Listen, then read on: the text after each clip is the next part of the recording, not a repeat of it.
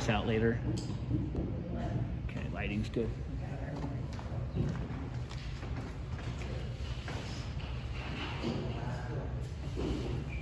Okay, so last week was a little bit of a, not last week, like 2 or 3 weeks ago, when we changed things up and I became president and Gino became vice president, and now Cindy is secretary and Robert is treasury. When that happened, it kind of changed my perspective on what I wanted to do with the club.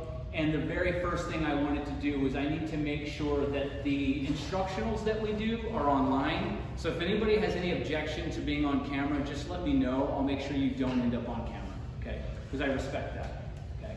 I'm in the witness protection. Yeah, I dig it, I dig it. I just wanted to get that out there. If that's the case, I'll make sure you do not. The other thing is I went ahead and I just purchased a URL called alaskawoodchuck.org. I got lots. And I'll hand that out to everybody.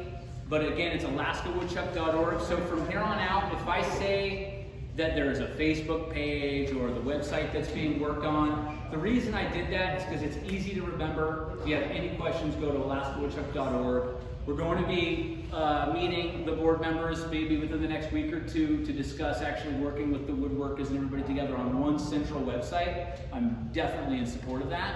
I'm just using Alaska Woodchuck in the meantime as a way of going, check it out, Alaska Woodchuck. Because people are hitting me with questions just left and right, and I want to have all those answers. How do you spell Woodchuck? Like that. Ah. W-O-O-D-C-H, yeah, just like Chuck. And this is Charles, if you want to know, right? Yes, it's Charles, the woodchuck. But anyways, again, it's alaskawoodchuck.org, just so I can have it all in one central location. I will be blogging on there, so there's a little blurb about Cindy on there. And I posted this to our Facebook page that I made recently, and over, I'm going to say at least 5,000 people, 4,601 location alone saw it. And I had so many compliments and comments in regard to the love for her work and the story. And what I'm trying to do is I'm trying to tell people's story. When I first joined the carving club, the saddest thing for me was that I didn't know there was this much wisdom in one room. Had I known, I would have been here a long time ago. The second thing that was really sad to me was how often people would go, oh, you should have met Jim. You'd have loved him. You know, what happened to him? Time. You know, and I heard that over and over again. Oh, you should have met Daryl. What happened to him? Time. Where's his artwork? Where's his story? It's gone. And that's very sad to me. So I'm going to be doing my best to bring back these individuals. I will be reaching out to family members, anybody who knows anything about anyone who's ever been a member of this club that's no longer with us. I will be searching for their artwork. And if you know people who have been that are no longer with us, I would love to talk to you. I want to learn more about them. I want to share their artwork because that's precious, right? To be a part of something that's been around this long and to know nothing about the history, I want to change that. I want people to be able to come in, join the club, and just have a backstory that they can be intrigued by and inspired by. So that's something I want to do as well, and all that will be on alaskawoodchuck.org. Okay. So today I wanted to start with stropping, tool storage, and sharpening because I feel like it's the most commonly misunderstood aspect of carving. Everybody's got a different way to carve eyes, everybody's got a different way to carve ears and noses and mouths, and that's great, but there's only one way to strop, right? So I'm going to tell a joke, and this is a joke that occurred to me one day while I was watching everybody carve. It was a beautiful session back at the Northway Mall, and I realized something about wood carvers. Does anybody know how many wood carvers it takes to change a light bulb? It takes 5. It takes at least 5.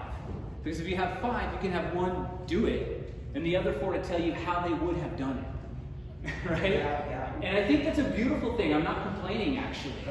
It's wonderful. Wood carvers like to share.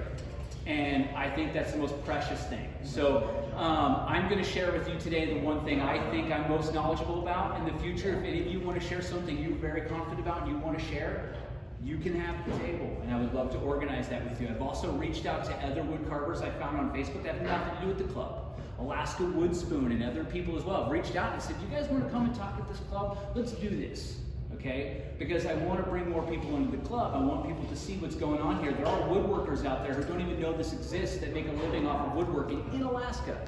That's weird to me. Okay, so let's go ahead and move forward with the stropping real quick. First of all, I want to ask, how many of you use nothing but a knife? You just use a knife. Okay, got one. Yeah. Everybody else, you're going to be using V-tools, palm tools, chisels. I'm going to cover that today as well. Okay. The first thing you want to start with is you've got a couple of different kinds of strops. The most important thing about the strop is not actually the substrate. It's actually the thing underneath it, that block of wood. We can't have anything flex or bend. I've seen people make things out of like rulers, and that's great, but the problem is if I see someone come over the table and they put that ruler down, they start stropping, that thing flexes, that's no good. My favorite wood to use is the HDF board, that hard board. Really, yeah. So that's the stuff I really like. And that's what I use right here, or maple. Maple's really good too for using. And then you can put almost any kind of leather on there as long as it's smooth in both directions. That's the hard part. Sometimes you'll get leather, you'll put the suede side up, it'll be super smooth one way and not the other. And that is a bit of a problem, right? You can also choose to go with the other side of the leather, what they call the live side or whatever, that's not the suede, or the underside. That's good too. And I'm going to talk about how each one has its different benefits and you know, how maybe you might not want to use that in your situation, okay? The first thing I wanted to start with was a picture of two of the most common knives people are going to be using. We're talking about a straight blade and an upsweep, okay? And everybody knows what an upsweep is, right? Instead of the tip being down here, it's up there. Now this image is based after the Donald Mertz styles blade, the scimitar blade, because it's one of my favorite blades, and because we're going to be stropping it in multiple different directions. With a straight blade, the tendency to believe that there's only one direction is a little off, because when you press in that leather, if you're going to put your finger on the blade near the hilt, you're going to strop this side a little deeper. If you put your finger on the blade near the tip, you're going to strop the tip a little deeper, and that's really important to keep in mind. Okay? People will ask me, how many times do you strop each side? Until it's done, but you make sure you get both sides the same. You could do one way, go back the other way. I personally like to go 3 ways, so 3 times one way, so it's 1, 2, 3, go back the other 1, 2, 3. We're going to do that a lot today, and you'll see that, okay? What I'll do is as I'm stropping, I'll place my finger on one part of the blade, 1, 2, 3, flip the blade over, 1, 2, 3, and I'll move up 4 times. The hilt, closer to the middle, past the middle, and the tip. It's typically how I do it, okay? And so what's really important here is, first of all, when you're stropping, what I don't want to see, I'm going to take a knife. This is great, by the way, a little off topic. I started these videos on YouTube a long time ago, and they did rather well. Not Donald Mertz, sorry, this is John Dunkel, really wonderful guy, sent me this ridiculous knife. If you can strop this long, flimsy tool here, you can strop anything. That was his idea. So I use this as a stropping instructional knife. I don't carve with this knife. But typically, when I'm stropping, what I'm going to do is, a lot of times I stand, because I'm a standing carver, so I'll put this into my chest right here. I'll take the knife, I'll put my finger on the knife so that half of the finger is off the edge of the blade, and then the other half of the finger is on the blade. I will place it flat on the strop, and I will tip it just till the sharp of the blade touches the strop, and I will pull away from the sharp of the blade. 1, 2, and then 3, okay? Now, What paste do you use? what paste do I use? It depends on the strop. I'm very picky about not just the compound, right?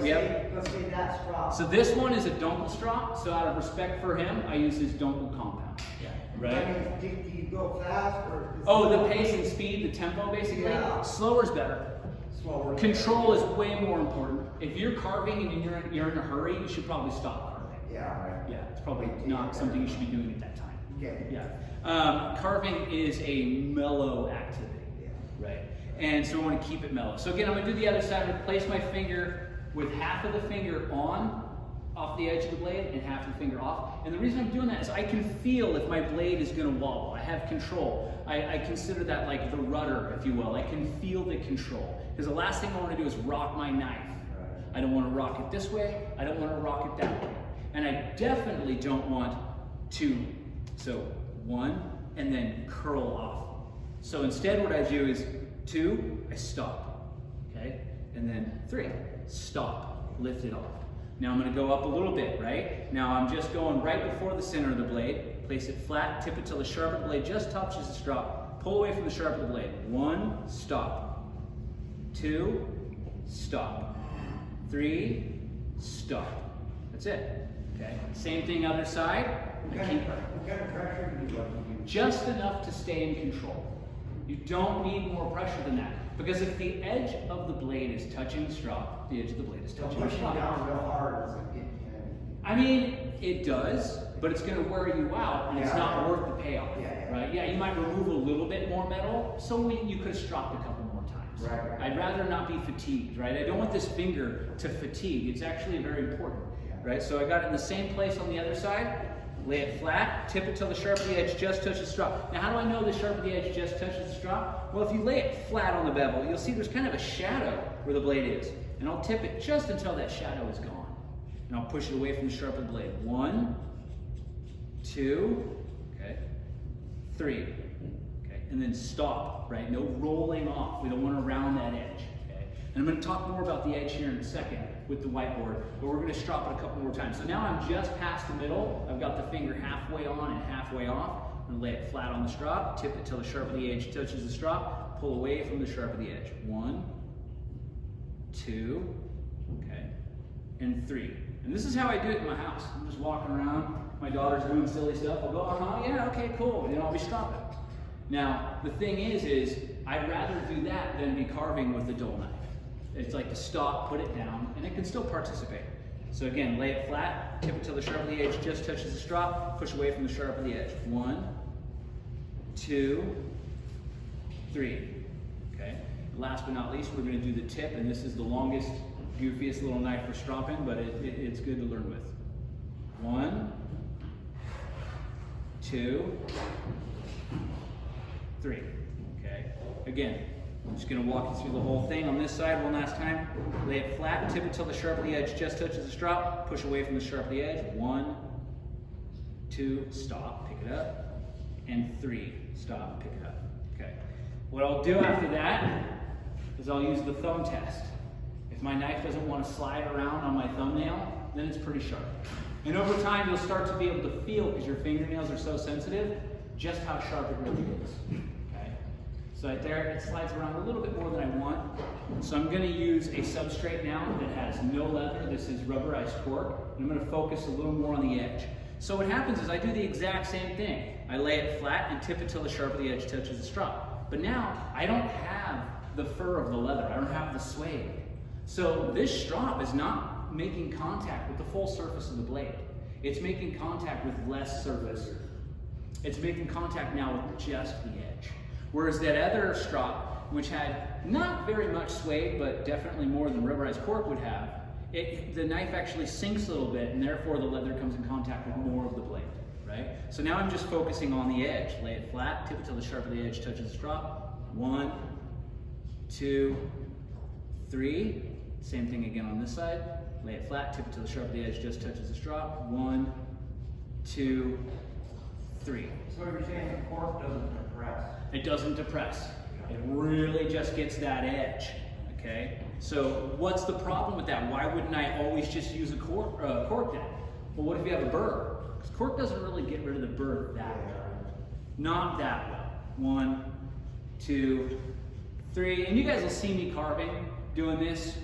I just kind of like to do this while I'm thinking. 1, 2, 3. You'll even notice I'm doing it without looking sometimes. And the reason I can do that is because of that finger. I can feel the edge of the blade touching the strop. And that matters. That matters because it's easier when you're stropping to see the side over here, but you're not looking like this to strop the other side, right? You really want to feel the stropping, okay? So I'm going to go ahead and do the last part here. 1, 2, 3. This side. 1, 2, 3. Okay. Do the fingernail test. Oh yeah, that's much better. Much better. You've got the dull side on your fingernail. That doesn't. No, this is the sharp. That's the sharp. Okay. So it'll just catch. It'll just stop. The dull side will slide around. You slide around. But if I take a sharp shade and just put it, and I do that all the way up and down the blade, and if there's a part where it slips, then it's not sharp enough. Okay. And I like it to grab. Like it needs to grab my nail and not want to move Right. forward or back. I'm not slicing. You'll actually scrape some of your fingernail. Yeah, exactly. If you did. Right, exactly. Yep. If it's sharp. Now, we talked earlier before I started filming about the different kinds of strops there are out there. I even commented about people who use rulers. This is actually my favorite strop of all time. There isn't one better. And this is from Donald Mertz himself, and it's a gift that I cherish. He sent me a knife that he made, and he sent me this little strop to say thanks for a video I made. And I reached out to him, I was like, man, where'd you get that leather? That's the best leather in the world. I need more of it. He said, I don't know. Some strops are just better than others. Like, that's just how it is, man. You know, you make them, and some of them are great, and some of them are not so great. It just is what it is. Now, the reason this one works is this one's designed to be used with just your 2 fingers. Because it's the same thing, no matter how big the strop is. It's the same technique. It doesn't really matter, right? Because at the end of the day, we're only stropping that section of the blade where my finger is actually making a difference, right? We're stropping the rest of the blade too a little bit, but we're focusing on that little chunk. Just like I've got in this picture right here. When I'm stropping, wherever my finger is, I'm just focusing on that area of the blade. That's where most of them. Yeah, that's where I'm guaranteeing that it's hitting the sharp of the edge on the strop just right. I'm using my finger to make sure that's the case. That's where you're gaining most of them. Yeah, most of the results are going to come from where my finger's in control.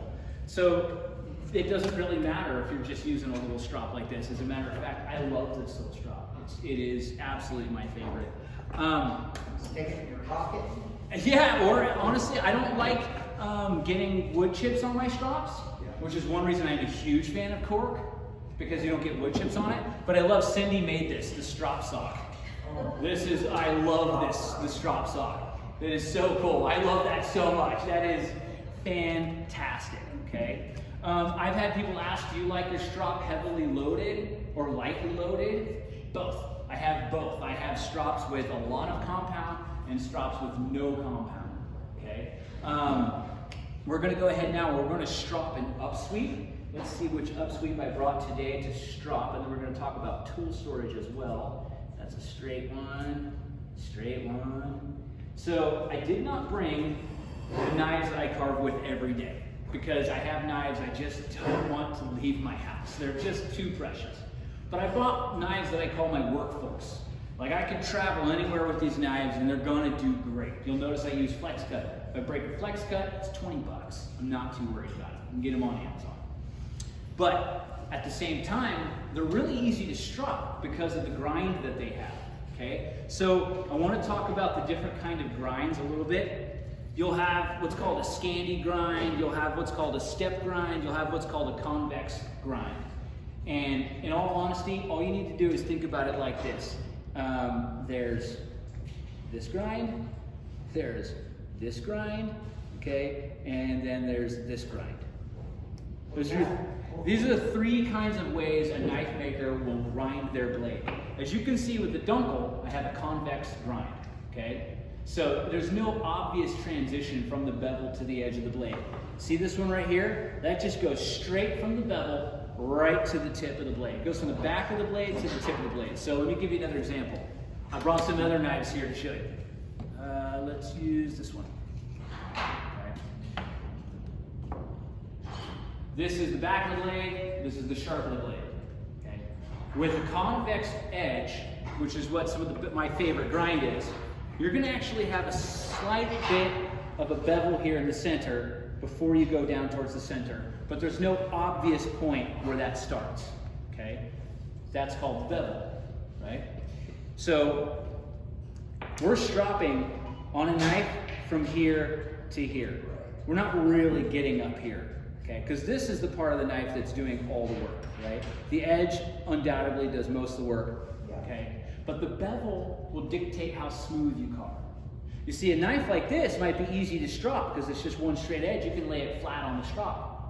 But you're gonna feel the transition from this tip to this edge. You're gonna feel it get hard to carve right about there because you're pounding a wedge into the wood, right?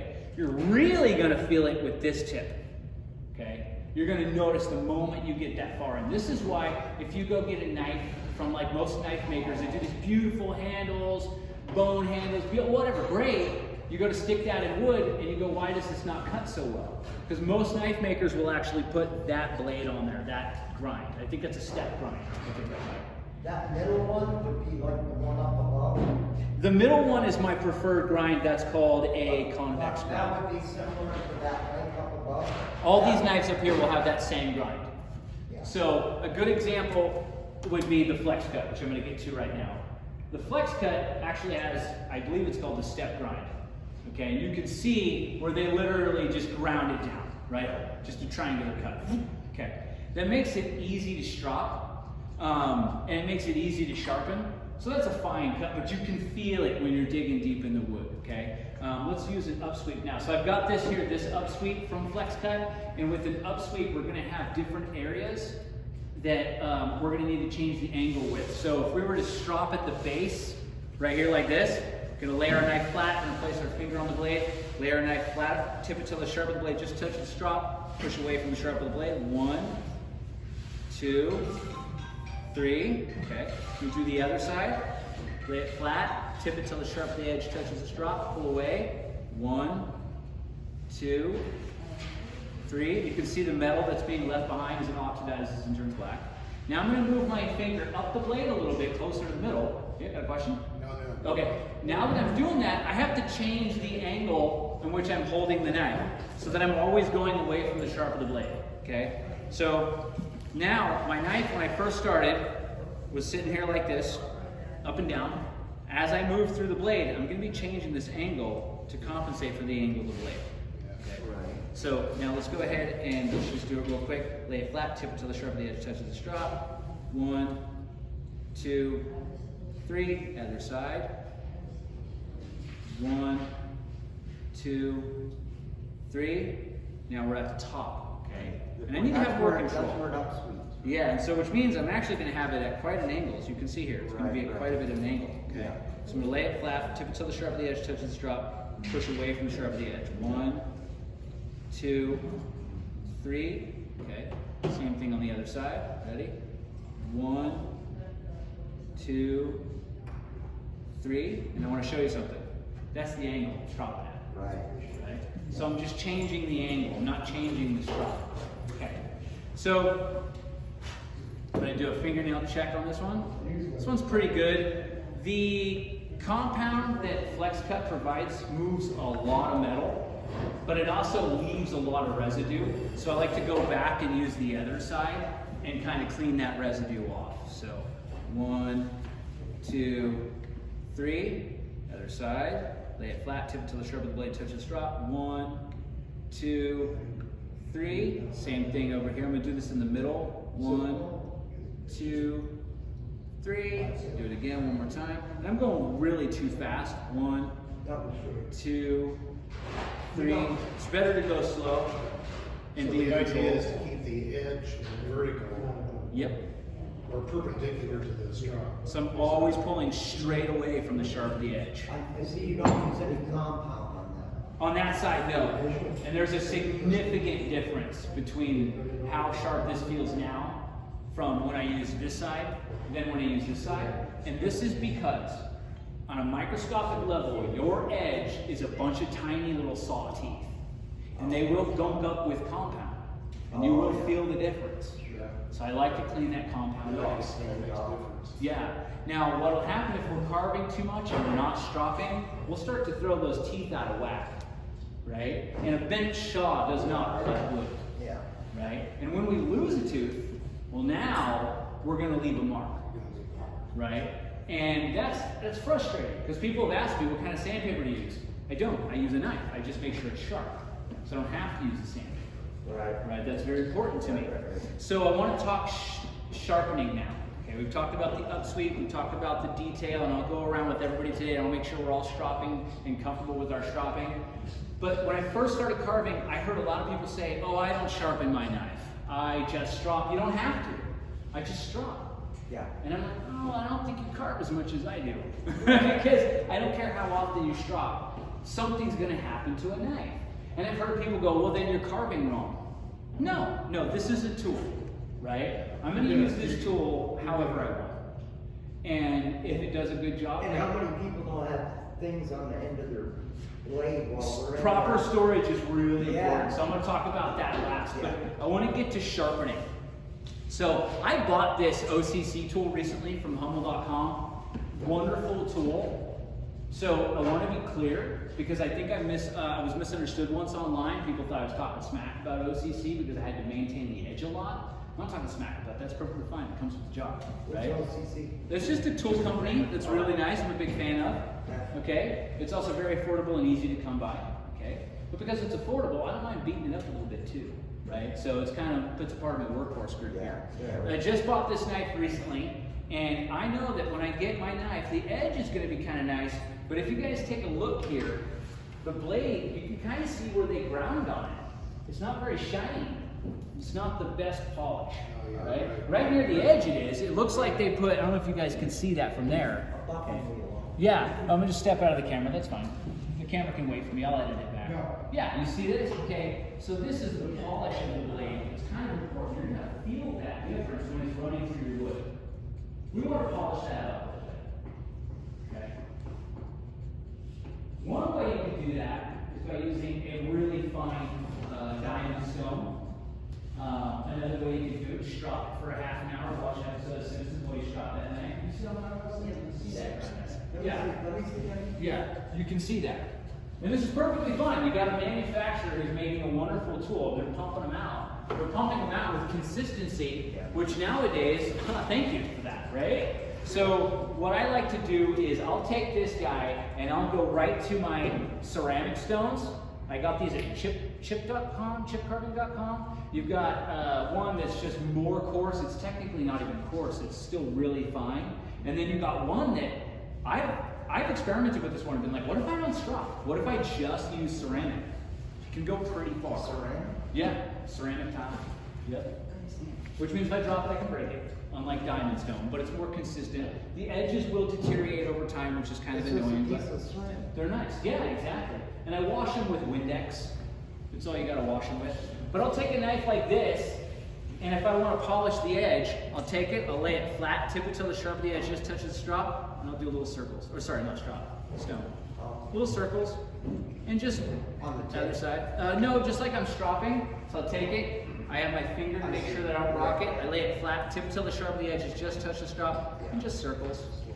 And I don't do circles this way. I do circles that way. There's no reason why I do that. It doesn't really matter. But I've had people ask, like, well, you do circles in that direction. It doesn't really matter. But the reason for the circles is, yeah, I'm polishing that blade. I just want to get that blade nice and shiny. The problem is now I'm completely undoing the edge. The edge is building up all that gunk now. The good news is, if it was a dull edge, I'm also sharpening the edge. The bad news is, if it's a really dull edge when I'm done, I'm gonna have to go to a bigger grit, or more grit. And I just kind of go up and down. So I'll do near the tip, near the middle, and I'll spend time on it. I did this once for a video, and I just spent 30 minutes doing it and just talking. I don't plan on doing that today. I just kind of want to show you the technique, okay? And just being in control. And this is what it actually looks like when I'm not showing people. Yeah. Sitting like this, telling jokes, you know? And you can feel it. I can feel some you can almost hear that. Yeah, that part can be a little better. It can be smoother, right? And what you might hear is the burr. That sounds a little quieter, a little You're nicer. still maintaining your edge. Yep. I mean, you're getting the live edge or the sharp edge on the stone. You're Yes. not just polishing the blade. Exactly. I'm trying to find that bevel. So there is one thing that's really sad when it happens. It's called a, gosh, what do they call it? If you forget, I'm only forgetting because I'm excited. This happens. Okay, so when somebody intends on doing a blade that looks like this, and they end up doing a blade that looks like this. Yeah. Okay, I forgot what that's called. Concave. Yeah, concave is what we would call it. There's another word for it. Hollow ground. Thank you. Hollow ground. Hollow ground. I always want to say hollow ground, right? To me, it sounds very. But the problem with that is you can very easily just dig your tip in, and when you're stropping with a hollow ground, the back of the blade drags on the strop as well. You can really feel that. It's kind of a problem. Okay. It also is more likely to get a burr. Okay. So now I've done this. I'm not a big fan of how that feels. So I'm gonna need a block of wood, which wouldn't you know it, I didn't bring a piece of black basswood. It's okay. My favorite thing to do to test a block of wood is to find a corner and just go across it. See if I leave any marks. No marks. That's how cool that ceramic stone is, by the way. I just sharpen this blade, giving it a little bit more polish, and I can still carve with it. Okay.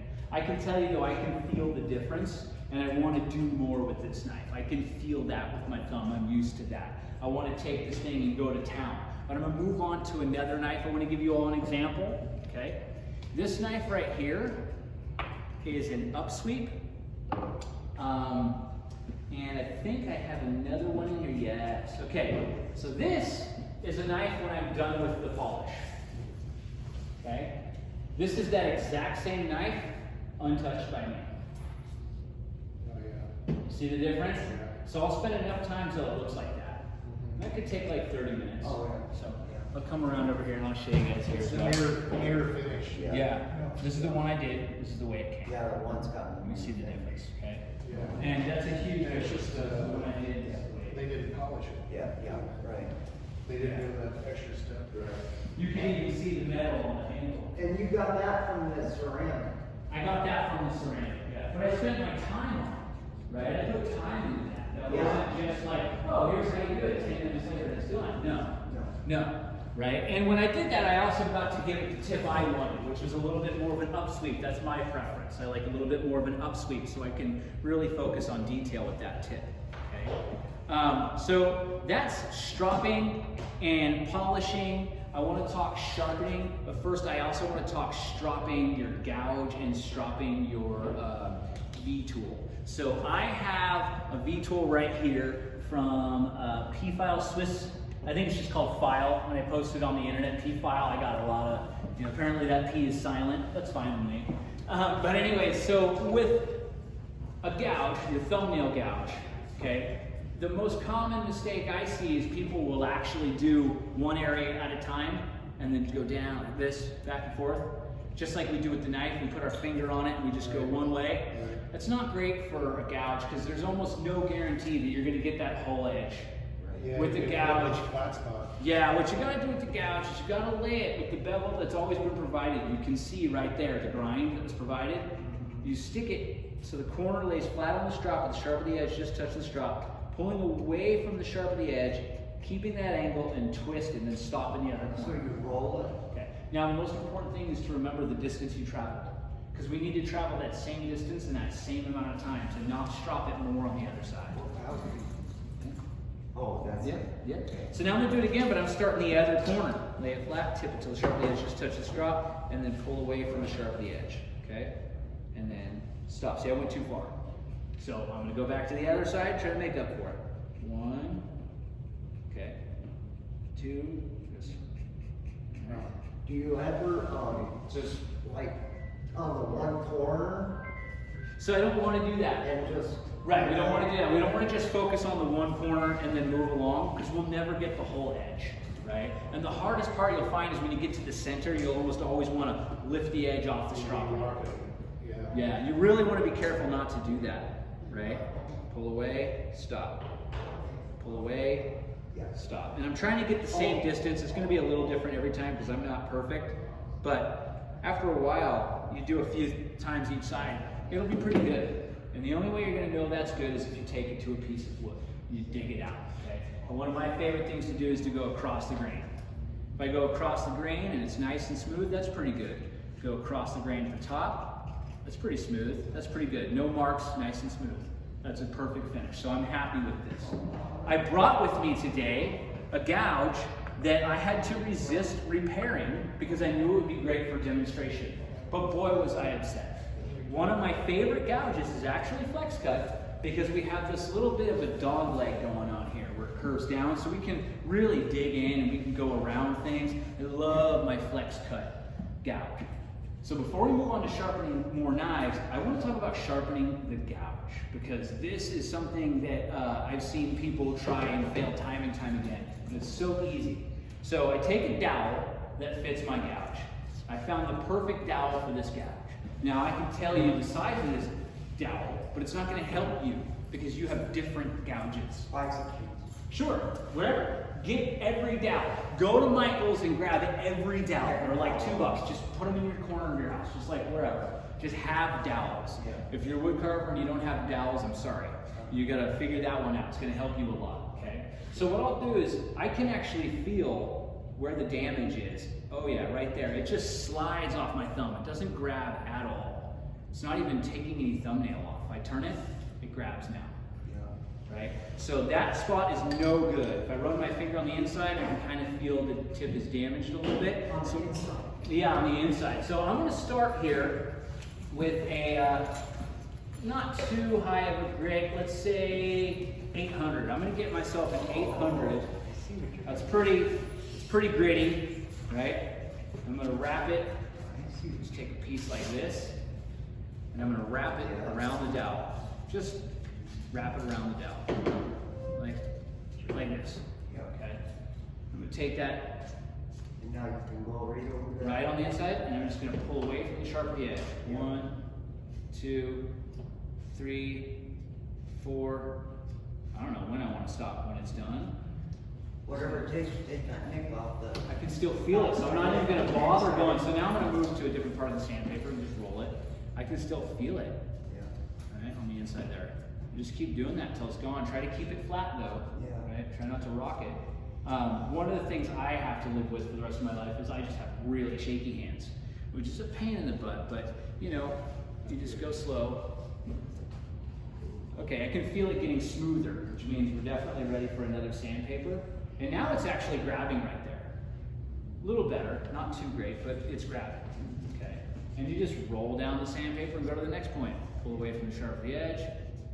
Okay. And I have gotten like this before. I'll just sit there and go, come on. Oh, God. You gotta keep it straight though, don't rock it. Yeah. But that actually is kind of nice. Because when we go against the sharp of the edge, when we're sharpening, we help prevent a burr. And so I do like to go against the edge when we're sharpening. Away from the edge when we strop, against the edge when we sharpen. Okay.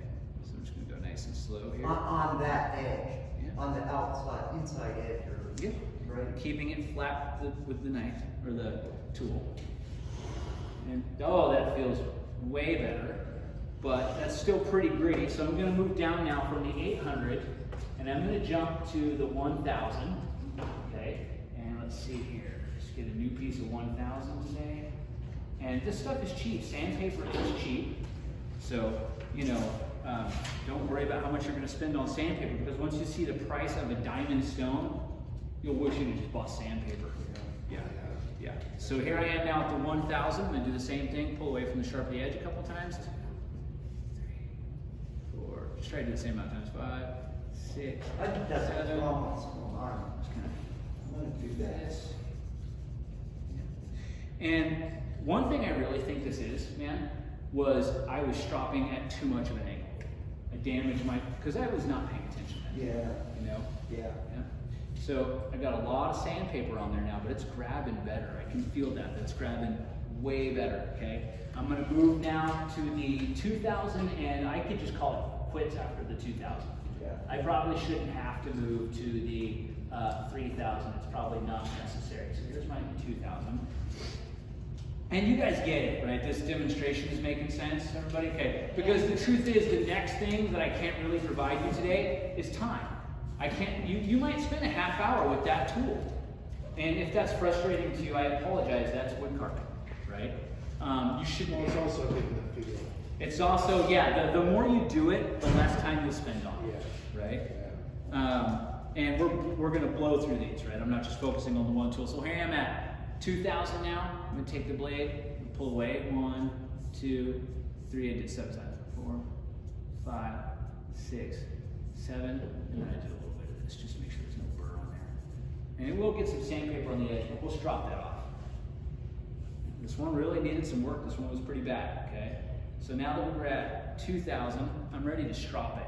And I'm gonna use the flex cut strop because it removes a lot of metal, and there's a lot of sandpaper on here. I don't want on my other strops, I just like them too much. So I'm gonna damage this one before I damage those. So I'm gonna take it, just like we did before, lay it flat, tip it till the sharp of the edge touches the strop, pull away from the strop, or the sharp of the edge. 1, 2, 3, and 4. And what if you need to sharpen the other side? The best thing for doing that is a sanding belt. for these tools. If you can go up to a sanding belt and just, because you can have control and just twist the tool, right? When we're sharpening the other side of the blade, you don't want to make mistakes. It's got to be the same. So what I do is I just go back and forth, keeping contact. I don't lift it at all. I don't press very hard at all. Just go back and forth, maintaining the same angle. Try not to mess it up. And I do little motions so that I can have more control. Okay? Because what will happen is, oh yeah, over time you'll find what will happen when you're stropping or sharpening this side, you'll rock it too much if you're not careful. Especially if you're doing longer sweeps, you're more likely to rock it. Okay. That actually feels really good now. So I'm gonna take it, put it into my carving. Oh yeah. You can use a little bit more work, but it's getting there, okay? So I would just go back again. I would grab the 800, put it on the dowel, and keep going until I'm happy with it, okay? And then I would go down the steps and through, okay? There is a good chance that this needs, because I've been with so much sandpaper today, this needs actually a thicker suede. And that'll help remove any excess that's on there. So we're gonna do that now. 1, 2. Thicker suede. Yeah, thicker leather. More So leather. they're just, okay. So it goes it's deeper not- into the substrate. So what do you gain from that? Well, what's going to happen is that leather is actually going to remove any of that sandpaper that may still be on there, as well as any burr. It's going to help just take that off. And it's softer leather, you say? It's not necessarily softer, it's just thicker. Thicker. So, you know, I don't want too thick of a wood, or a leather, but this is probably not going to help remove that sandpaper as well, right? So I'm just going to kind of lay it on there and strop So it again. are you talking about the thickness of the leather itself? Or Yeah. Or the nap? The thick, like the nap, right. Because if I had like 6 inches of leather but only had a little bit of nap, it wouldn't matter. Yeah. Right. But overall, you're going to find a lot of these strops with more of the nap, as you call it. They're all about the same thickness because you really need the durability of that wood behind it to stay straight. You don't want to be sinking too much, so it'll change that edge. Okay, and just And put you one always sharp hold the edge. it like that, Yeah. I do too. Yeah, I like it. Oh yeah, that feels a little better. It could definitely use some work. Your own backing, I mean, that paddle. Yeah. Oh, this one is actually from Helvy.com, and I love the leather they choose and the compound they choose, and I'll talk about that in a little bit. But this tool needs a lot more work, so I would need to go back and keep on working it. But that's the technique right there, right? Just keep working on that edge. And then what is that The again? ceramic stone. Ceramic stone. Yep. Just take your time. I Where don't do you do get that from? I don't do circles with You my get it gouge. at Home Depot? I got this at chipcarving.com, I think it was. Oh, I think you I'll got go it check that. online. Yeah, I ordered it online. Actually, no. Cindy had a bunch at the wood shop, and I bought one, but she didn't have the partner to it, so I had to go online and order the partner to it. But the one I bought had the website on it. Yeah. So just Google, yeah. Chipcarving.com. Chipcarving. Yeah. So that's good. I like that one now. That's definitely much better. Oh yeah. That's carving much better. What's your favorite straw? So I don't have a favorite strop necessarily. I'm a big fan of the cork, like when I'm traveling, because if there's a knife I need to repair that day, I'll just put it away and repair it when I get home. Yeah. But this will help me maintain my edge during the class and travel that day, and I won't get any wood chips in it, right? Otherwise, I really like the Dunkel strop for a lot of reasons. One is it's really consistent going both directions, but it's actually got some, what you call that, tap or some, what was that? Nap. Yeah, nap. There's got a little bit of nap to it. For a strop that's so thin and is so smooth going in both directions, That's still got a little bit of nap to it, which is kind of nice. Yeah, it helps polish the blade a lot. Okay, so one of the things that I wanted to share with you guys today too is the different materials you can use for sharpening. A lot of the times when I'm sharpening my knife, what I prefer to use is I'll take a steel plate like this, and I'll just take my sandpaper and I'll just put it on the steel plate like this, and I'll just lay it flat on the table, and I'll go right up to it. You know, of course, I'll be flat on the table like this, slightly off the table, but for the demonstration today, I'll show you. And I just do the circles just like I would on the ceramic. Or what you can do is you can just lay it flat, tip it to the sharp of the edge, just touches the strop, or excuse me, the sandpaper, and then push into the sharp of the blade. That's if you got a net, right? Yeah, exactly. And something that you need to take some metal off. Exactly. Now I'm going to do it going this way. Okay. Lay it flat here. Hold it like that. Just go into the blade. Into the blade. So you sharpen Oh, you go towards into the blade, Yep. and you strop away. Exactly. And sometimes what I'll do too is I will on the sandpaper resort to circles. So you, Yeah. I will do the circles as well. You're trying to create a new edge. Yeah. Yeah. I'm trying to basically take those teeth. We got one that's damaged. We're not a sharp. We're not going to grow that tooth back, right? We have to remove all the teeth. We got to get a whole new row. Yeah, exactly. Right. Meanwhile, I'm polishing as I go. At times I'll circle it as well too. Okay. And this is a lot harder to hold this thing than it is. Usually I just place it on the table. I've got it like so. Okay. But that's sandpaper. For the sake of the demonstration, I'm actually going to use a diamond plate. And I love diamond plates, but when you get a diamond plate, if it's brand new, it's not very smooth. You're gonna feel the imperfections. It takes time. So what I'll usually do is, I don't have one with me today because I didn't feel it was necessary for today, but I would usually have like a buck knife. I've just got buck knives and whatever knives just in the shop, and I'll take one and I'll be like, fine, this could use a better edge, and I'll sit on that diamond plate for a while, listen to some Actually breaking it in. Yeah, you're breaking it in, yeah. But this is what I'll do, okay? Can you so order those online? yeah, you can order these online. These are Dia-Sharp. These pretty good. They're really expensive. I already bought them, so I don't need anything else. Diamond steel. They're diamond coated steel, yeah. And I don't really know much about the diamond plates because I prefer the sandpaper. I find the sandpaper is more consistent. When I hit a 2,000 piece of sandpaper, I know what I'm getting. You know, diamond plates, I'm like, oh, it's fine. It's extra fine. Well, that's fine, I guess. I don't know. Yeah, like it's very inconsistent. Yeah. But you get to know your plate, right? You get to know your plate just like you get to know your knives, and they're expensive. So I've only got 2 diamond plates, and that's it for me. Sandpaper's cheap. Sandpaper's cheap and it's more consistent. Yeah. So this knife right here is your flex cut, right? It's just called a knife, I believe. I don't think they have a special name for this one. And you just lay it flat, tip it till the sharp of the edge just touches the stone, and then just push into the edge. You can start, like sometimes I'll kind of slide downward like this, or maybe upward like that. Doesn't really matter. Okay, downward, upward. I actually rotate quite a bit. The trick is to not rock. We don't want to rock off either. Okay, and then I'll go and I'll do some circles, moving my finger up the edge of the blade.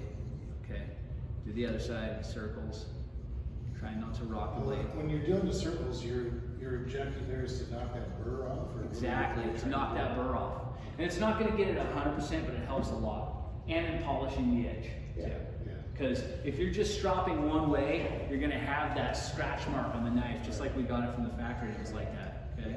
That's also why I do it at an angle, right? Because if there's any grooves in there that are pronounced more than other spots, if you're just going straight, then that edge is going to be damaged right there in the straight line. Different directions, circles, you know. Yeah, kind of play with it. Don't just go one way all the time. But stay in control, Yeah, right? right. Okay, that's what matters the most, right? So I'm just going to kind of show the camera too. So I'm laying it flat and pushing against the sharper blade. Laying it flat, pushing against the sharper blade and stopping, right? And I just kind of lift it a little bit, which I don't want to do. You don't want to lift up on your blade. You don't want to do this, right? It's just bad. I just kind of caught myself doing that. But this is why it's a slow process, and just focus on being in control. Not every sweep is going to be perfect, and it takes practice for that reason, okay? So once I've done that, I'm going to need to strop it again, okay? And again, I'll go back to my flex cut with the compound on here, and I just kind of put my finger at the base. 1, 2, you can hear the metal. 3, okay? Yeah. Other side. 1, oh yeah. Holy cow. 2, yep, time for new compound. 3, people ask, like, when do you put new compound on your strop? I've That's never it. heard of strop. That's it. That's when. And with the new compound for Dick's strop, all I'm going to do is I'm just going to rub it on there like chalk. Use that. I'm just going to rub it on there like chalk. Okay, and it'll knock any excess compound off onto the floor. You'll get some low points, Do little you ever circles. clean it? I have. I used Dawn dish soap once was my that favorite. particular spot. Actually, this particular strop, yes, I have cleaned it, and I used Dawn dish soap, and it went really well. In a brush or something. No, I used an old shirt because I got plenty of those in the shop. But yeah, that helped. So Dawn, So you soak it in the, soak it in Dawn and. No, I just went up to the sink, took the Dawn dish soap, and just rubbed it in. Right. And then I took my steel plate and I scraped it.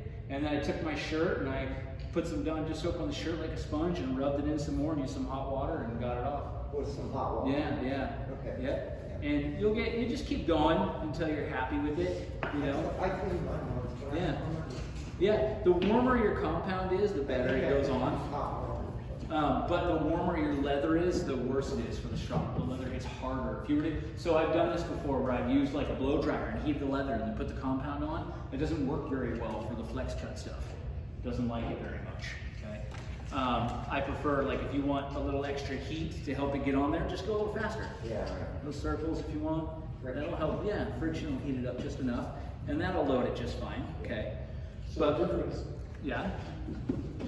you've got flex cut compound, you've got Yeah. 3 or 4 different compounds. Are they different Grits. grits? Yeah, but that grit changes when you put it in a different substrate. Oh, yeah. You put it in a thicker leather, that changes everything, right? So I just have my favorite strops with my favorite compounds. So with my flex cut strop, I use the flex cut compound. I'm willing to bet they did some research, right? They figured out what their favorite compound is for their favorite strop. And it works. I feel the same way about John Dunkel's strop. I think that his compound just works the best. And that's not an accident. He puts a lot of thought into this. Same thing with Helvey or Pinewood Forge. They both prefer the white compound, okay? And so with Helvey, if you want to load Helvey strops, you get the white compound, keep it in the bag. And it doesn't take much, right? You just take it and rub it on nice and even, right? Just rub it in just enough. Doesn't have to be too much, okay? That's pretty good, okay? So I'm going to strop this knife on there again. So lay it flat, tip it till the sharp of the edge touches, and pull away from the sharp of the edge. Same thing over here. Tip it flat, push away from the sharp of the edge, voila. Okay. So this knife has been stropped. It's been sharpened. It's been stropped. It's probably good to go. Let me go ahead and grab a piece of wood and see what I think. Let's see. There you go. Just give it my natural touch there. I'm not trying to. Oh yeah, that's much better. Okay, so if I were to come up to this block of wood and I was gonna carve on the edge here, it should be good, clean, smooth edge. It should be polished finish, mirror polish finish, right? You should see the grain perfectly. And so that knife was just sharpened. I don't know how many minutes it took. It didn't take that long. You watched me load some compound. That's just part of carving, right? That should be something we all do. When we're making wood chips, we should also have some compound on the floor, right? It's just part of carving. And I've had people go, I don't want to damage my really expensive wood carving knife. It literally is designed to be damaged. Like, it's going into wood, it's going to go through this process. Yeah. Every knife you have is going to shrink. You're damaging it. That's one way or it. another. Yeah, that's what it is. That's exactly what it is. So I wanted to share with you some more stuff as well too. So if anybody asks me what my favorite strop is, the answer is I don't have one. I like strops. I have a lot of strops. My favorite compound, I typically like to stick to the compound that the provider of the strop, the maker of the strop, recommends. There's a very good chance they've done their homework. They have a preference for the depth of leather they like. They have a preference for the compound they like. This was an idea that was from Dave Lyons.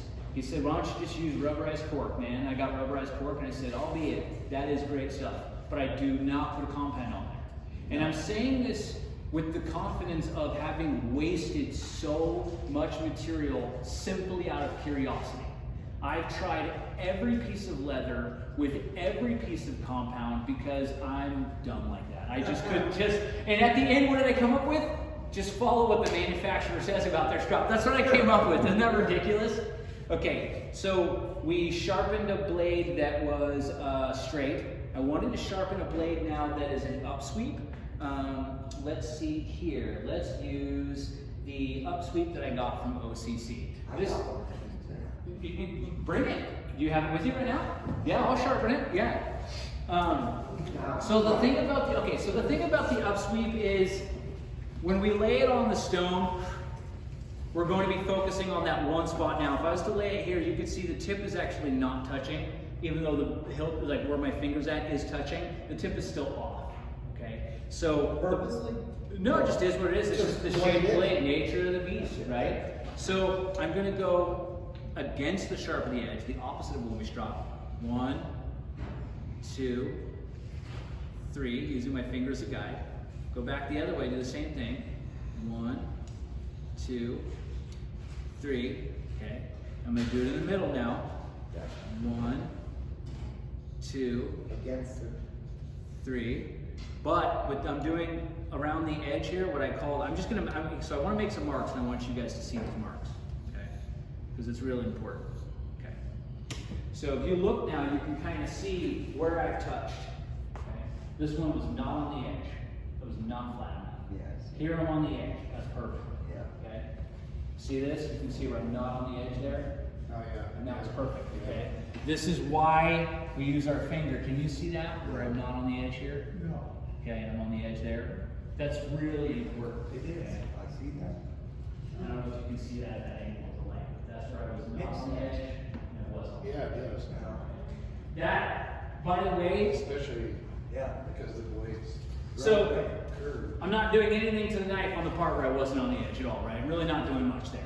And so the funny thing about that is I hardly feel a difference. It's really insignificant, right? Because I'm dealing with an upsweep, it's really important that you maintain the contact with the edge. So oftentimes I actually won't just go one direction, back and forth, like we do stropping when we pull away. Yeah. Okay, what I'll actually do is I'll start at the base of the knife, tip it till the sharp of the edge touches the strip of the knife, or the stone, and I'll actually go down the knife as I'm going. I'll go up the knife and down the stone as I'm going along. At an angle. Yeah, I'm changing the angle of the knife as I go. So as the knife is going across, I'm changing the angle. Right. So you're maintaining that perpendicular. Yeah, and I'm maintaining that contact with that edge. Okay. Sometimes I'll start at the tip. That's getting the tip. too. Yep. Yeah. Yep. When I'm sharpening an upsweep is the only time I really do this. You got it or you won't. You won't get it. You won't get the tip. Yeah, or you won't get whatever, part of the knife is not touching the It stone. won't be Right. It won't be uniform. Yeah. And one thing that is nice, with the circles, Yeah. you just kind of start at the base, go to the tip, start at the tip, go back to the base. Okay. Same thing again. Start at the base, work your way up to the tip, and then go back to the base. Little circles. You can almost hear it squeaking. Oh yeah. Oh yeah. It's metal on metal. Okay. And again, just like when we're stropping, you want to stop. So push into the blade, stop. You don't want to curl off. Right. Change the shape. And knock the edge off. And this needs a lot of work. This knife does need a lot of work. I could do this probably for a half hour before I would ever be happy with it. And usually when I'm doing it, I'm not holding it like this, right? When I'm doing it, usually I'm sitting on a chair, I've got it on my lap, or even better, I've got it on my table, right? And I like my table. On the airplane table. Yeah, it doesn't shake, it doesn't rock, and you just play with it until you're happy with it, okay? Do they let you on the planes? No. Like with the knife? No, they don't let me on planes anymore. No, I'm kidding. I actually was at the TSA recently because my job requires box cutters all the time. Yeah. I was at the TSA and I was like, oh no, box cutter. And the dudes they gather around me like, ugh. And I just thought, really? For a box cutter? Oh, I guess. Well, I think about it. Yeah, it took me a second. Yeah, I was like, oh boy. Oh boy. So they definitely wouldn't let you on with your target. No, I threw the box cutter out, but yeah. So I would work this knife probably for a little while, and I would prefer myself to use sandpaper. It's just hard to give that example standing up with the sandpaper. It would look more like this. I would lean over the table, and I would very carefully focus on what I'm doing, and I'd do my little circles. Okay, do my little circles. Okay, and over time, I'll slowly get the perfect edge, and I'll be happy with it. But I didn't want to wrap up today without doing something a little more dramatic. I wanted to take a knife and show you guys how to fix a tip. Okay? So I'm going to do something you probably shouldn't do to your knife. Okay? I'm going to break the tip. Oh God, don't. Oh, that hurt. That hurt. Yeah, right? Yeah. That hurt. I'm not worried about the stone. The knife is done. Right? You don't want to part with that. Right. But actually, really easy to fix. Because all you got to do is change the angle now. Let me use my board one more time. Okay? That's a beautiful drawing. Let's get rid of it. Okay. So let's say you got a knife and it used to be shaped like this. Oop, hopefully not. Okay. And you come along and you break that tip. Okay. So you have two options. You can make it an upsweep if you want. It's a lot more work. They're good knives. But it's actually a lot easier if you just come around from the back and sharpen that off. Oh. Takes like no time, right? I've timed myself before and I did it in 5 minutes and I was like, oh, okay. That's actually like the easiest thing you could ever do. So you take it off. So I take a stone with some serious grit and I just lay it on the back and I just sharpen it until it's flat from the back to the tip. Yeah. Right on the back edge. Yeah. Backside edge. Yeah. On the back side edge. Right. Yeah. Takes no time. So I'm gonna lay it down and just kind of do it real quick. Yeah, come over and take a look at it if you want. It just takes no time. You know, like round. If I want to make it my own shape, Yeah, sure. right. You know. But I did a pretty good number on it, man. I got to start at a pretty good angle. I took that nice piece off there. Doesn't take long. Oh yeah. So now it's not as much of an upsweep as it used to be. And you're gonna want something like Hey, this is a Metal unique. to do that, This is right? a unique knife now, by the way. There's nothing like it. There you go. I fixed the tip. Oh wow. That's it. That's It's it's done. that's it. Yeah. It's Let's done. drop it a little bit. It's a little. You can feel it's a little rough Yeah, on the edge right. there. You might want to Feel hit that? the edge. Yeah, yeah. So you come along and just kind of hit the back edge. So to do that, you're gonna need a metal. You can use sandpaper. I prefer sandpaper. Sandpaper, yeah. Yeah. You could use sandpaper and do There's my sandpaper. upsweep. You just use like On a hard surface. 400 grit or, On a hard 400 grit. I like 600 grit too. yeah. There is a difference between 400 and 600. The 400 sometimes, when I'm trying to get a nice sharp tip, will actually keep taking that tip away. Oh, Yeah, 600 is easy. So thank you for asking, because I would have forgot to mention that. Yeah. But I have done that before. I was working on a tip, and the 600 just kept knocking that tip You off. have to knock them tip off. Yeah, yeah. And of course, I would want to go back and I would want to clean it up, just kind of make sure that edge is nice and sharp, you know. Sure. Sure. Little circles there, make sure it's still sharp. It's common sense actually. Yeah, yeah. It actually makes total sense, huh? Yeah. So the reason I know about that is I did a video where I was like, I broke my tip, why don't I record myself fixing it? And I sat there and I tried to fix it the other way in this whole video where I was like working it from this angle. I was like, oh, I gotta make it sharp again, but I don't like the shape, I'm ruining the shape, and I was just wasting so much time. And then it was John Dunkel was like, why don't you cut it from the other side, man? What are you doing? What are you And doing? there's your Yeah. tip. Yeah, there's your tip, you know? So that's how you fix a broken tip. The reason I saved doing a V-tool for last is because, believe it or not, we've already covered V-tool. Okay? Sure. And the reason we already covered V-tool is because we covered a knife. Yeah. And the V-tool is just two knives, right? It's two gouges Right. put together. So to strop a V-tool, it's just like stropping your gouge or a knife. You lay the sharpened blade lay the bevel on the strop, Yeah. and then tip until the sharpened blade touches, and then pull away from the sharpened blade. Excuse me. 3 times move the other side. Oh yeah, exactly. And just keep doing it until you're happy. Make sure you're in control. Okay. Now, what I would never do to a V-tool, and I will never do this. You guys saw me with the gouge working the inside of the thumbnail. I will never do that to a V-tool because you'll get a little groove in the center that'll bug you forever. And the only thing you can do if you get that little groove is throw it away. You mean right Or where grind they- it down. Right where they meet. Yeah, right where they meet, you'll get a little chip in that corner. And the only way to do it is to grind it down on a belt grinder or sit there with your stone forever. So you don't recommend doing the inside? Never do the inside of a V-tool. I'll never do it. No? so that burr that you're Makes sense. inevitably gonna create is not an issue with the. No, so, and thank you. Well, last but not least, what if I've got a pesky burr that just will not go away? What is a burr? This was actually the main reason I wanted to I mean like right in the middle? Yeah. Right. Let's just get rid of all this. When you're sharpening the edge, You're you're gonna- gonna roll on the backside. Right. A little bit of. Right. Yeah. So what is a burr?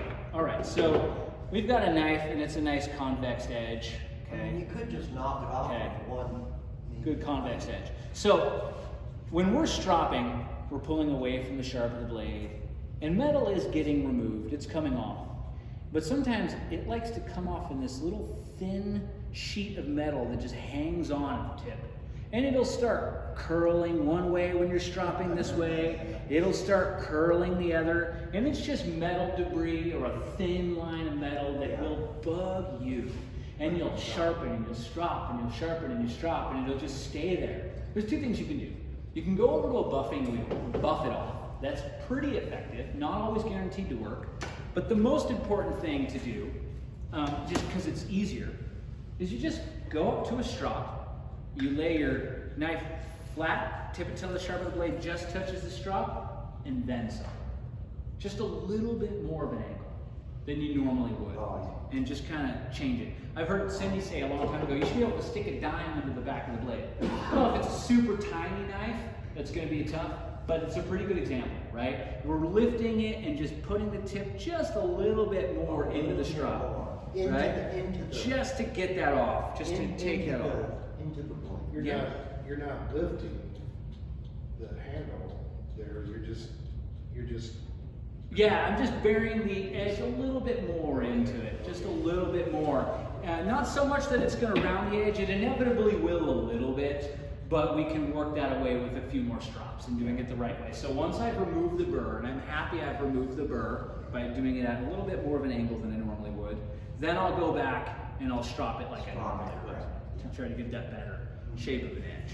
Okay, but yeah, so this is a knife now that we have stropped the crud out of. I broke the tip, and yet I'm pretty sure I'd like to carve with this knife today. Oh yeah. Oh yeah. Look at the clean cuts of this. Yeah. Look at that. Yeah. Oh yeah. Yeah. That's great. Yeah. So it didn't take long. It's not hard. So to people who say I never sharpen my knives, I'm just like, fine, whatever. Some people don't check their oil. Like it's just, so you make your preferences. We do have to strop our knives regularly for two reasons. One, we got to maintain our tools. Two, you got to stop carving for a second, like a lot more than you think. Stop, strop, and think through, right? One of the most common mistakes is we work on the left side, right, the ear, right? You'll be like, yeah, that's a heck of an ear. And then you'll look and the right side's just a lot bigger. That's because you spent 20 minutes on the left and 15 on the right, you know, and so you gotta avoid that. A good piece of advice that has been given to me is that we start with the left side if we're right-handed. So if we're carving the left ear, we'll start there. And then we'll carve the right ear and we can look at the left while we're carving the right and we're not covering the ear. We can see it better. Well, Yeah. And it helps you understand your tools better, makes you a better carver. Yeah, so the problem is, You know what I mean? Yeah, exactly. The problem is when a lot of people first start carving, they don't recognize what sharp is. Right. Because no matter what, when you pick up a wood carving knife, even if it's kind of beat, it's going to be better than those knives. What that particular tool will do. Yeah. Or won't. Well, and there's another thing. So there's a thing called rollout when we're sharpening. So when would you want a bevel closer to the edge? So here's your convex knife. Okay, so we'll just do another convex blade. Okay. So when would you want this thing to be more convex back here or more convex near the tip of the knife? The closer the bevel is to the tip of the knife, the shorter this run, the more likely your knife is going to want to come out of the wood. And that's called a rollout, right? If your knife is just straight, it's going to want to go straight into that wood. And that's great for things too, if I'm trying to do deep cuts. But with those knives, I'm often going to want to put the knife in and then pull the knife out. I'm not going to sweep with those knives. You'll feel them grab or they're chattering. Yeah. Another thing I want you to keep in mind is when you're cutting a tomato, you don't just put it on the chopping block and then whack at it, right? It's not a piece of wood, right? Like on TV. Right. No. When you're cutting a tomato, you take your knife and you slice. And you won't squish that tomato, right? That's because, again, on a microscopic level, our knives are saws and they have the teeth. Yeah, whatever. And sure, there's an example where that doesn't matter. But the point I'm trying to make is the reason that slicing helps you so much is because the teeth are running through the wood. They're running through the tomato. And that's what we should be doing when we're cutting. We should be slicing into the wood, not chopping into it. When we're cutting wood, we're coming along and we're slicing into it, right? Slicing into it. We're not chopping on it, right? And so this is something I want people to keep in mind. We're slicing into the wood. or we're sweeping through the wood, right? And you'll, like some of your longer blades, you'll find, gosh, I really like using the tip of this blade, or gosh, I really like using the base of this blade more than whatever. That just means you just need to work on that blade some more. Yeah. And if you don't want to work on it because you don't want to ruin what you like about it, that's fine. I have a lot of knives too. You know, like that's just the name of the You game. need to place your finger Yeah. off the blade or down the blade. So, real quick, I want to check, make sure this camera is still going. Are we good here? Yeah? Yeah. Oh my gosh, okay, we're at 1 hour, so that's good. I want to talk now about proper tool storage. I know I'm covering a lot, but as we hang out today, we'll go over some more stuff. I have here a tool roll, which I really like because everything is safely packed and I can put it away. At home, I like my tool tote because I can reach for my knives and they're just there. But the most important thing is how you store your blade. I have found #1, hands down, this foam board or a foam, just foam. It's just foam. That you can, yeah. On the way out. Yeah, go to Michael's and just get every side, just like your dowels. Just grab them all. It's like $4 a piece. I've always wanted something. And if it's too big, like let's say like this guy, right? Here's a knife I made out of an old pocket knife, and that's a little too big, right? So then what I'll do is I'll just take another knife and I'll shape it down like this. Yeah, right. Yeah, it's perfect. One thing you could do is you could make your own knife storage as well, which is a lot of fun. And so I think someday we should do a little class where we do that, right? So this is my little finger right here. Yeah, it would be a good. Oh, I love this. So what I want to do is I just like leaving it there, you know. Or if somebody cuts themselves in class, I've only done this once, but I just go over like, here's a new one. It looks like a finger. Yeah. No, it totally is. Yeah, it totally is. So that's good. The tubing, again, go to Home Depot and buy every single one there.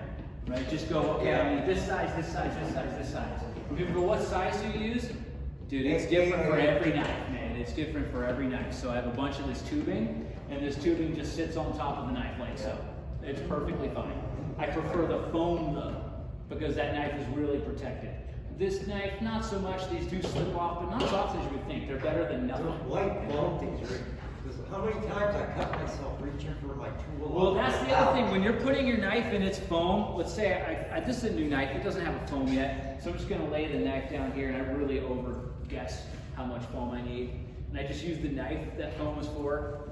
Cut it. Okay. Sometimes what I'll do is I'll go to stick it in the foam, and then turn it around, and then stick it again from the other side. Because what I'll accidentally do is come out the other side. Yeah. You know. Yeah. So there you go. It's a nice little tip for the foam. Yeah. And it comes in all sizes.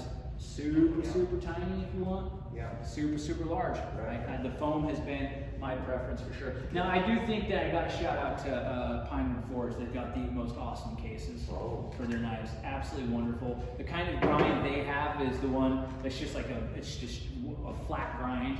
It doesn't have the convex bevel, but it's an excellent knife. You would think they would come, all tools would come with You know, some of them do. Like I brought a Helvey case. This is one of my favorite knife blade cases. You know, sheaths. Excuse me. Absolutely love this. They make these. I know they put a lot of time in them.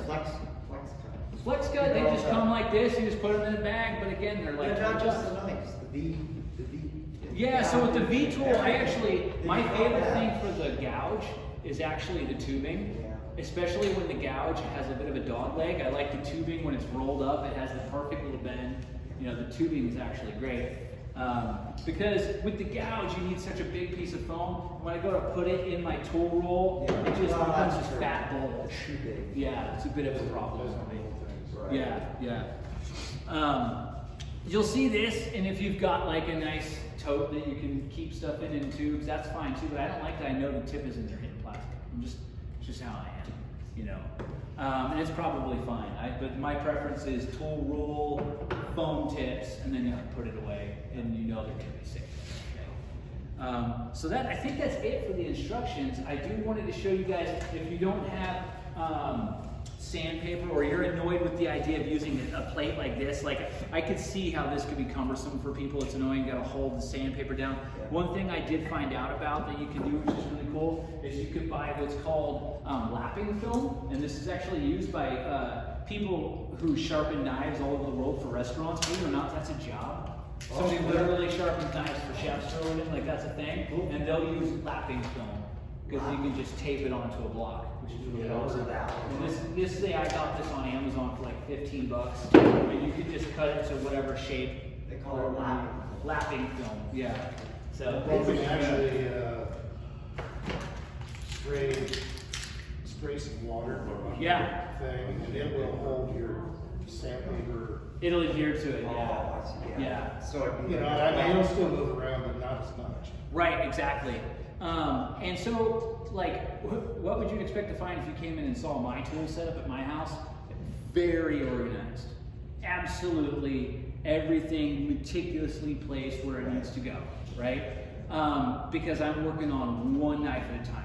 And this is something I will see a lot of people do. This is where you're gonna mess up your knife 90% of the time, is because you got two knives and one's sitting right on top of the other like this, in the middle of carving, just sitting there on the table, and they're just rubbing it. Yeah. Like, yeah, I like to have one knife out, put it away. Right now I'm doing video and instructions, everything's just out in total chaos, and I do not recommend that. When you're done with your tool, putting it away is the best thing you can do for the edge of that tool. So I'm going to start by doing that right now. But are there any questions about this? I know I kind of ran through a lot. Sharpening, stropping. Great. There is no better strop than the one you have. There's one thing that's finally coming to me. Yeah. I talked to Mr. Yeah. Dunkel. Yeah. I think on his, he uses pig skin. Yes. He uses pig skin. Yes. It's slowly coming to me. Yes, and you'll find there's all different substrates. And the pig skin is the one Dunkel uses, which is why I like it the most. That doesn't mean I always reach for Dunkel's strop. Sometimes I'm like, nah, man. Like, let's say I don't want to load this strop with all the metal that I'm about to rip off this knife because I just That's got on to your sharpening. job. What Yeah. you doing? If I want to unload a ton of metal, I'm going to use this guy. Right? If I really want to polish a knife, I'll use a thicker suede. I really want to get that polish, I'll use a thicker suede. Or if I have a burr, I'll use a thicker suede. Right? That really helps a lot. Yeah. And it's constantly learning. One of my little hobbies I had for a while is I would take pocket knives and I would turn them into carving knives. That's completely in honor of Donald Mertz and how he does it. Very cool art form. It's a lot of fun. I prefer to carve though, so I haven't done that in a long time. But you learn a lot in that process. Let's see. I think that's it. Okay, I'm going to wrap up the video and then I'm going to join you guys. Good. All right, thank you. Thank you.